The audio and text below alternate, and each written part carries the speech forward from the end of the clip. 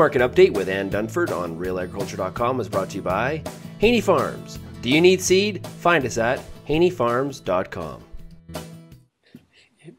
It's time for another edition of the Beef Market Update with Ann Dunford on realagriculture.com. Good morning, Ann. Morning, Sean. And let's start off talking about the current market situation. Let's start in the U.S. What are we seeing in the U.S. and what are some of the concerns or reasons for optimism? Okay, well, first of all, remember we just came off a U.S. Thanksgiving holiday last week, and going into the holiday, U.S. cash trade had been very strong. They got right back up to 128 in Texas again before the holiday. We come out of the holiday Monday this week. U.S. trades some last-minute cattle at 128, the same money. So we're excited about those. Those are close to the highest levels we saw earlier in 2012 when the market topped at 130. So that's why it's kind of an exciting number. However, as the markets progressed this week, the rest of the states not able to get the same job done. Kansas, as we speak, is out looking to try to do business around 126. Current bids are 125, and we've kind of got a bit of a stalemate going on. So markets are not, even though you heard some very strong prices on Monday, markets are not going to close that way. And the reason being is it doesn't look like the wholesale beef market is giving this market any kind of life whatsoever. It's struggled dropping in under 196 today. Still a big choice select spread because of that demand for choice products heading into the Christmas season, but markets are struggling other than those few kind of high-end middle meat items. Okay, well, we'll talk about demand here at the end. What are we seeing in the Canadian market?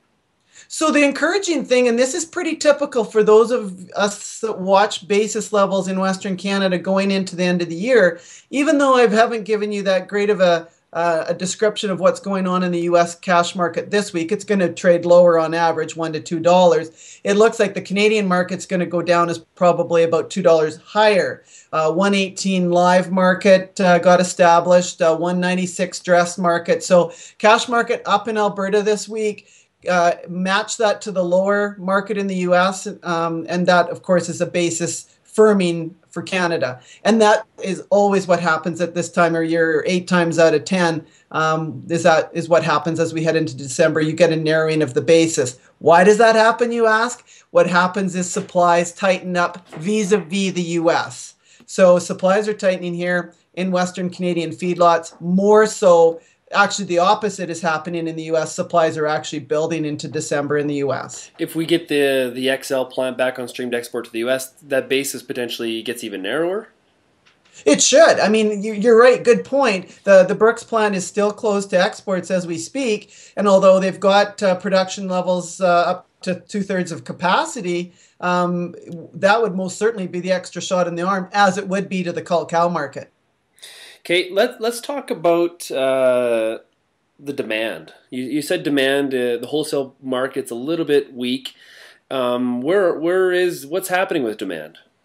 Well, I think one of the things, if we're going to, because they're so closely tied, that cutout price so closely tied to the cash cattle market, we were kind of waiting. Is it going to break through that $200 mark? That's been the mark we've been watching all year long for the choice cutout to break through. It's touched it 3 times or gotten very close 3 times this year and has not been able to sustain levels above that. So once again, it happened here ahead of Thanksgiving. And that'll be a critical number if we're going to pass along and get into a higher cash market in 2013, which is the belief. We're going to have to see it come from the demand side as well. So as we speak, still lots of concern out there around the whole fiscal cliff in the U.S., around some of the bigger economic stories globally, but then as well, just from a domestic demand perspective, U.S. consumers seem to be a little bit cautious heading into this Christmas period. So the other thing that's a factor to watch is the restaurant sales and traffic data that gets released once a month in the U.S., and that has struggled over the last few months since kind of peaking earlier this year. So again, there's a few things out there saying, oh, U.S. consumer maybe not on a runaway as far as demand's concerned, and that's a critical point, of course, we can't not talk about. You've been doing lots of speaking in the last couple months. From a rancher perspective, how has this fall run sort of been for them? Well, I think everybody's, I see quite a bit of optimism out there. I know prices aren't as high as what they were, but everybody fully understands that when you're looking at $6 plus barley, with the current calf price that's been established for the fall of 2012, it's pretty remarkable. So going into 2013, the next thing we've heard the U.S. cowman talk so much about weather and dry and lack of pasture, lack of feed, those issues, lack of hay and hay prices that we're all kind of looking over our left shoulder, wondering who's next. And so there's no question we don't go through the business without always worrying about what Mother Nature's going to throw at us for 2013. So although lots of optimism in regards to what's going on here in Canada from a pricing perspective, still always keeping that eye forward for, wow, what if that were to happen up here as far as feed costs were concerned, and dry conditions. Okay, thanks a lot, Ann. And just to remind everybody, the next edition of the Beef Market Update will be the special Christmas edition where Ann supplies us with what does Ann want for Christmas. So until then, thanks a lot, Ann. Okay, great. Looking forward to it.